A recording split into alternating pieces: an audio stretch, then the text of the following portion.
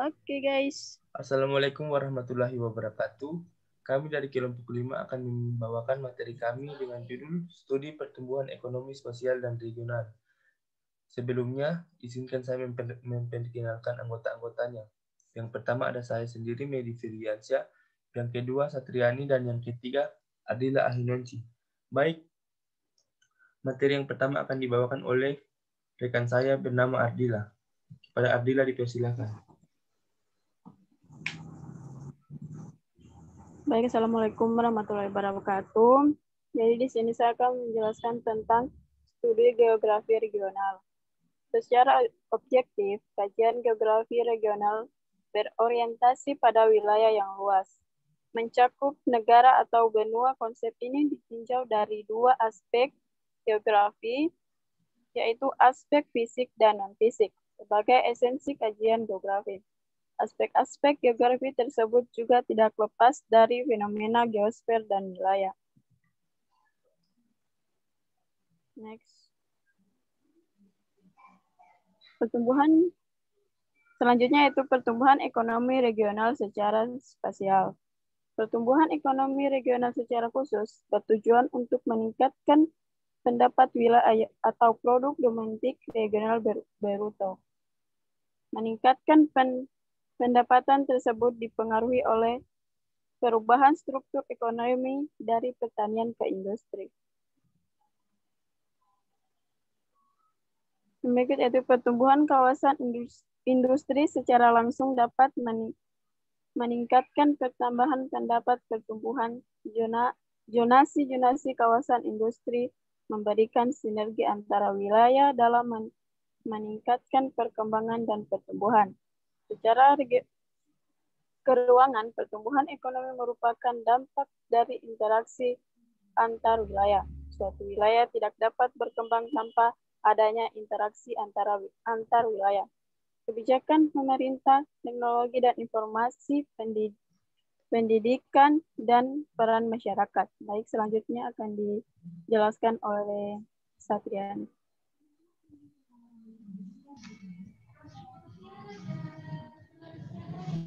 Baiklah, Assalamualaikum warahmatullahi wabarakatuh.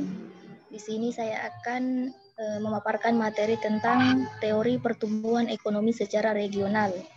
Teori pertumbuhan ekonomi regional selalu menjadi perhatian dari pemerintah sebagai pemangku kebijakan. Kebijakan-kebijakan digunakan sebagai strategi dan tujuan memacu pertumbuhan ekonomi. Tujuannya agar tidak terjadi ketimpangan ekonomi dalam menyejahterakan masyarakat.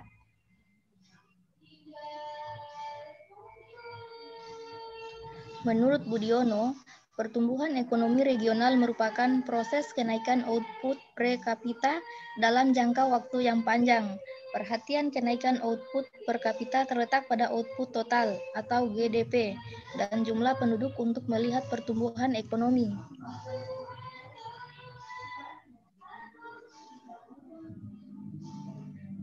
Selanjutnya, teori pertumbuhan ekonomi yang dapat digunakan untuk mengukur kesejahteraan masyarakat yang tinggal di suatu wilayah diantaranya sebagai berikut. Yang pertama, yaitu teori pertumbuhan ekonomi basis ekspor basis model. Dan yang kedua, teori pertumbuhan ekonomi model kumulatif causation. Dan yang ketiga, teori pertumbuhan ekonomi model core periphery. Dan untuk materi selanjutnya akan dipaparkan oleh Saudara Medi Firdiansyah. Baik, terima kasih. Materi berikutnya ada pendekatan ekonomi regional.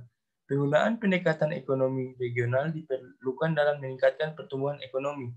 Konsep pendekatan ekonomi regional menekankan pada pengaruh perbedaan ruang atau space. Karakteristik dari perbedaan ruang memberikan pengaruh terhadap pertumbuhan ekonomi. Pertumbuhan ekonomi regional selalu berorientasi pada fakta spasial.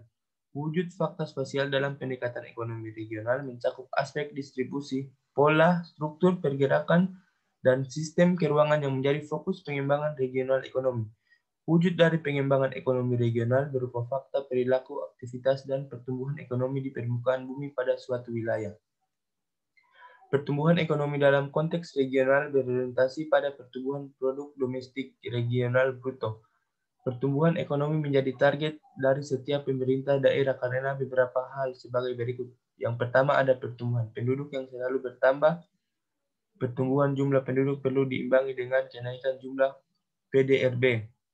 Yang kedua ada keinginan masyarakat meningkatkan perekonomiannya di masa depan. Pendapat regional yang dikenal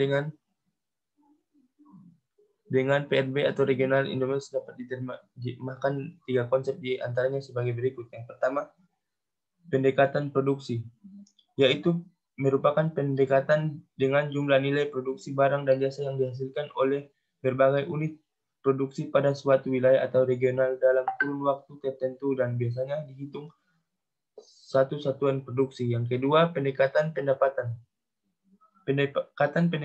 Pendapatan merupakan bentuk jasa yang diterima dari faktor-faktor produksi yang ikut dalam proses produksi di suatu wilayah atau regional pada jangka waktu tertentu. Yang ketiga ada pendekatan pengeluaran. Pendekatan pengeluaran merupakan jumlah seluruh pengeluaran untuk kegiatan konsumsi masyarakat yang tidak digunakan untuk mencari keuntungan. Konsumsi pemerintah, pembentukan modal tetap domestik bruto, perubahan stok dan ekspor neto di suatu wilayah atau regional dalam waktu tertentu. Ketiga pendekatan ini tersebut digunakan untuk mengukur jumlah nilai produk, barang, dan jasa yang dihasilkan oleh suatu wilayah atau regional. Sekian presentasi dari kelompok 5. Lebih dan kurangnya kami mohon maaf. Assalamualaikum warahmatullahi wabarakatuh.